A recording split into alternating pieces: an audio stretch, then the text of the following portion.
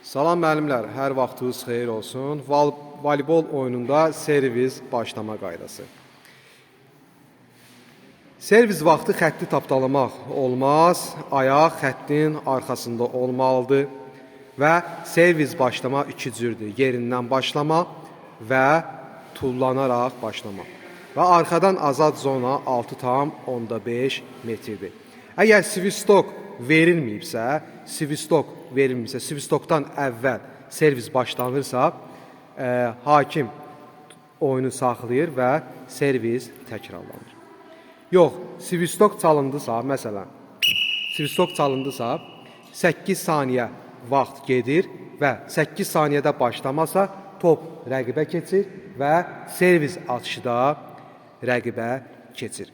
Svistok veriləndən sonra topu atıb başlamırsa, tutursa, rəqibə bir xal və servis atışı rəqibə keçir.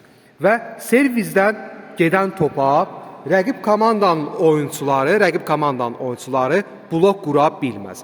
Amma servizdən gələn topu istənilən komandanın oyunçuları qəbul edə bilər. Və liberodan başqa yerdəyişmədə hansı birinci zonaya düşürsə və həmən oyunçu servis başlama haqqı həmən oyuncuya keçir. Yenə də dedim, servis iki cür olur, yerindən və tullanaraq. Və tullanıb vurduqdan sonra sarı xətti keçib meydanın orta hissəsinə düşmək olar. Və servis vaxtı svistoku gözləmək lazımdır.